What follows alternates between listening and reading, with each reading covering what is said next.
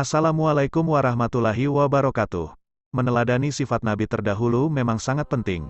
Anda bisa memahami perihal kisah Nabi Musa yang penuh perjuangan untuk menyebarkan ajaran mengenai keesaan Allah. Di samping itu ada banyak bukti kebesarannya untuk membuktikan kebesaran serta kuasanya, menyebarkan ajaran mengenai keesaan Allah Subhanahu wa Ta'ala pada masa lalu tentu diiringi dengan berbagai macam ujian bahkan cacian seringkali diterima. Kisah Nabi Musa harus kita ketahui dan kita simak karena ada banyak bukti kebesaran dan kuasanya. Peristiwa yang mengiringi kelahiran Nabi Musa. Kalangan para sahabat mengatakan bahwa Fir'aun bermimpi melihat api yang datang dari arah Baitul Maqdis membakar daerah Mesir namun tidak membahayakan bagi kalangan Bani Israel. Tatkala bangun akhirnya semua tukang sihir dan ahli nujum dikumpulkan untuk mengartikannya. Sebagian besar dari mereka mengatakan jika akan lahir seorang anak laki-laki dari kalangan Bani Israel yang dapat menghancurkan Mesir.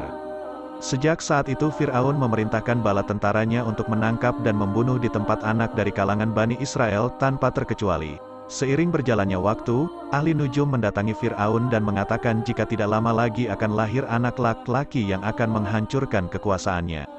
Mendengar kabar itu, ia langsung memerintahkan pasukannya untuk melakukan pencarian lebih detail di kalangan kaum Bani Israel. Nabi Musa terlahir dari pasangan Imran dan Yukabat yang pada saat mendengar kabar tersebut tentu tidak ingin anaknya sampai terluka. Pada akhirnya saat akan melahirkan, ayah Musa membawa ibunya ke gua agar tidak bisa ditemukan oleh para prajurit kerajaan apalagi sampai dibunuh setelah kelahirannya. Yukabat bingung menentukan nasib putranya ke depannya jika terus disembunyikan di dalam gua. Di saat itulah Allah Subhanahu wa Ta'ala memberikan ilham kepada ibu Nabi Musa yakni membuat petitahan air lalu menghanyutkan buah hatinya ke sungai Nil. Saat itu keajaiban terjadi, Musa kecil ditemukan oleh istri Raja Fir'aun. Selama perjalanan itu kakak Musa diperintahkan untuk mengikuti kemana air membawa peti. Kemudian setelah dibuka oleh istri Fir'aun bernama Asiyah mendapati ternyata isinya adalah bayi kecil dan menggemaskan, sebab merasa iba. Akhirnya Asiyah memutuskan untuk mengangkatnya sebagai anak. Niat tersebut kemudian diutarakan kepada Fir'aun, meski pada awalnya ditolak namun akhirnya harapannya diterima. Selanjutnya ia mencari inang pengasuh yang nantinya akan menyusui sampai cukup usia.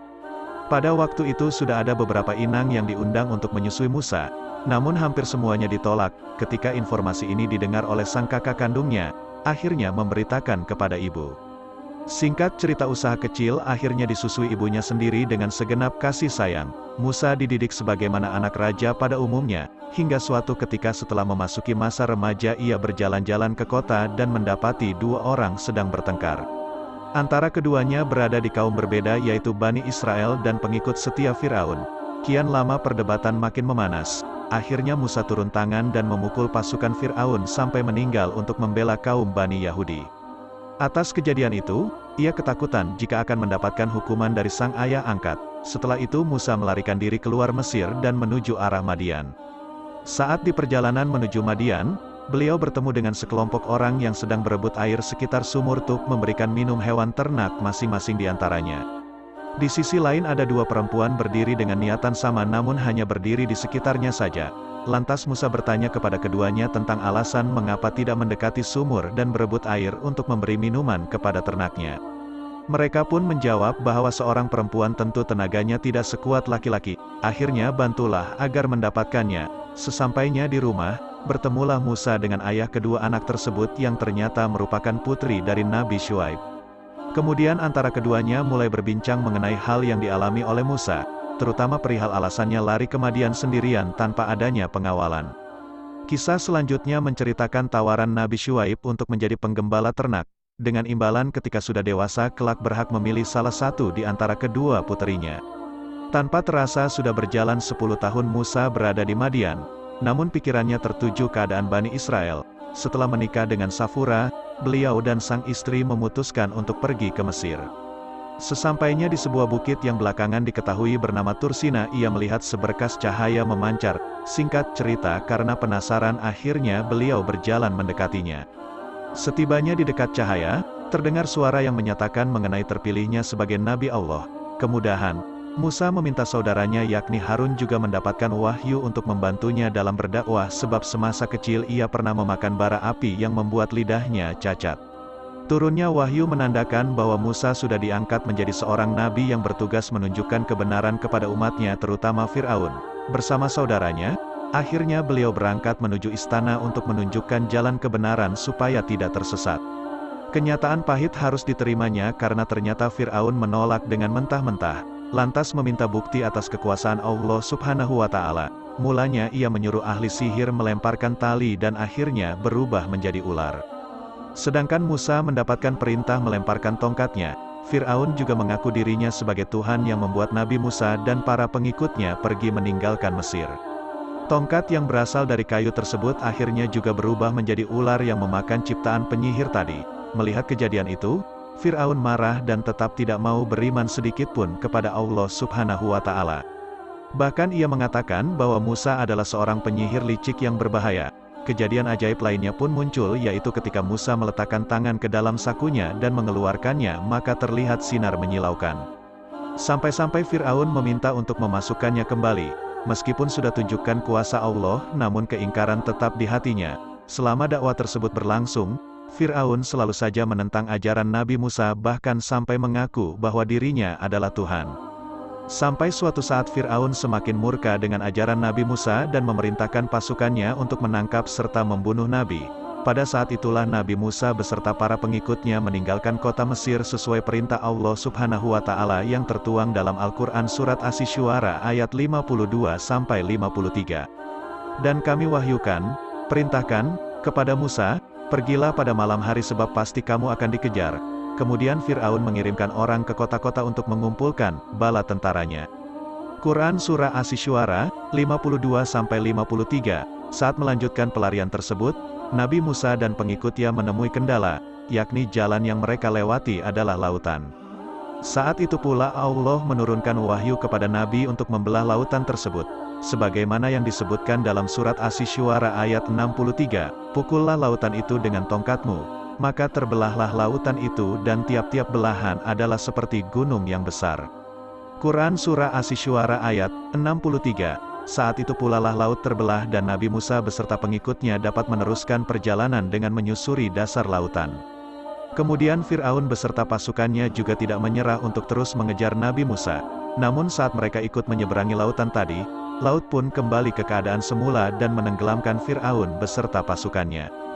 Dan hanya orang-orang beriman yang mengikuti ajaran Nabi Musa alaihi salam untuk menyembah Allah sajalah yang mendapatkan keselamatan, dan kami selamatkan Musa dan orang-orang yang besertanya semuanya.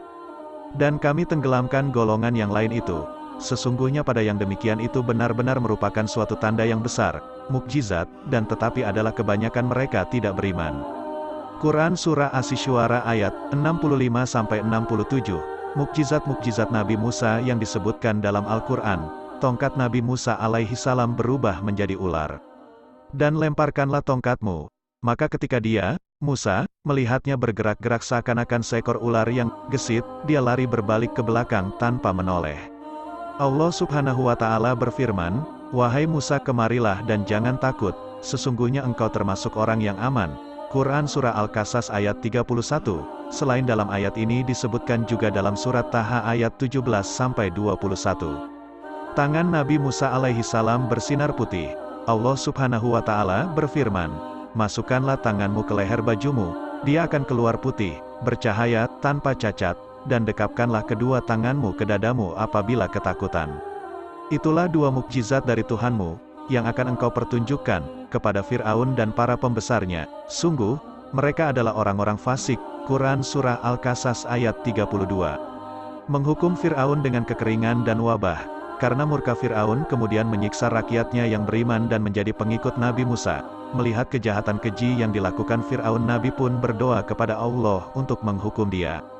Allah mengabulkan doa Nabi Musa yang tertuang dalam Al-Quran. Allah Subhanahu wa Ta'ala berfirman, "Dan sungguh, kami telah menghukum Fir'aun dan kaumnya dengan mendatangkan musim kemarau, bertahun-tahun dan kekurangan buah-buahan, agar mereka mengambil pelajaran." Quran Surah Al-A'raf ayat 130. Atas izin Allah Nabi Musa membuat banjir sungai Nil, memerintahkan belalang memakan tanah, memerintahkan kutu dan katak, mengubah air di Mesir menjadi darah. Ibnu Abbas pernah mengatakan karena kesombongan Fir'aun, Nabi Musa meminta Allah untuk menghukumnya. Allah pun mengabulkan seketika sungai Nil meluap dan membanjiri lahan pertanian. Setelah itu kutu keluar dari biji-bijian sehingga tidak bisa digunakan untuk menanam, tanahnya dimakan belalang sehingga tanah tidak subur, dan katak yang jumlahnya terhingga memakan makanan dan perkakas mereka.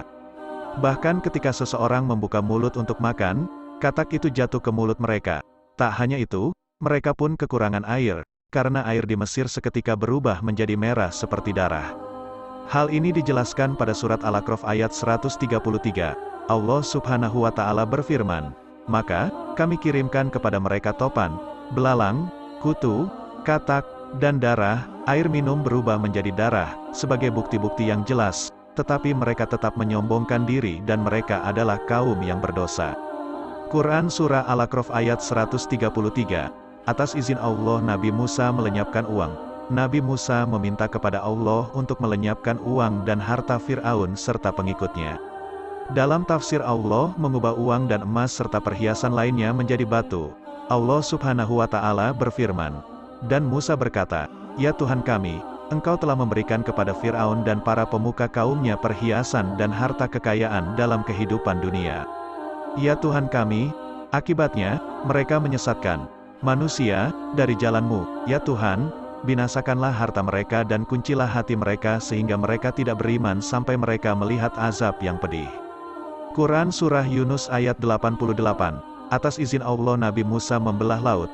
Ketika Fir'aun mengejar Nabi Musa dan pengikutannya, Allah memerintahkan untuk memukul laut dengan tongkat agar terbelah, sehingga mereka dapat menyeberang dan selamat dari kejaran Fir'aun. Kisah ini terdapat pada Al-Quran Surat Taha ayat 77-78. Allah Subhanahu wa Ta'ala berfirman, "Dan sungguh, telah kami wahyukan kepada Musa, pergilah bersama hamba-hambaku, Bani Israel, pada malam hari, dan pukullah, buatlah, untuk mereka jalan yang kering di laut itu, engkau tidak perlu takut akan tersusul dan tidak perlu khawatir akan tenggelam."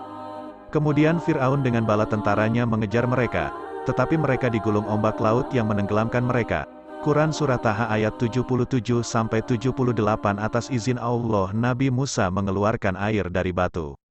Kisah Nabi Musa alaihi salam adalah saat beliau memukulkan tongkatnya ke sebuah batu hingga akhirnya batu itu mengeluarkan 12 sumber mata air. Pancaran air itu dipergunakan untuk minum 12 suku Bani Israel, kaum Nabi Musa saat itu. Ini antara lain disebutkan dalam Al-Baqarah ayat 60.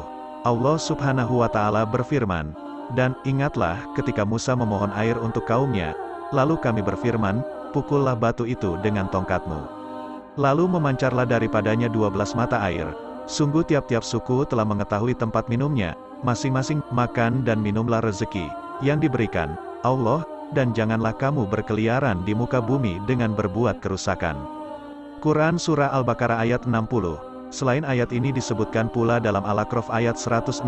Demikian penjelasan mengenai kisah Nabi Musa yang perlu Anda ketahui untuk meningkatkan kadar ketakwaan kepada Allah Subhanahu wa Ta'ala. Agar lebih memahami maknanya, sebaiknya baca tafsir atau terjemahan. Pastikan mencari sumber paling valid supaya tidak sampai tersesat. Terima kasih sudah menonton video kami dari awal sampai akhir. Minta maaf yang sebesar-besarnya jika ada salah kata dari kami. Terus dukung kami dengan cara like, komen, subscribe dan tekan tombol notifikasinya supaya Anda yang pertama melihat video terbaru dari kami. Akhirul kalam. Wassalamualaikum warahmatullahi wabarakatuh.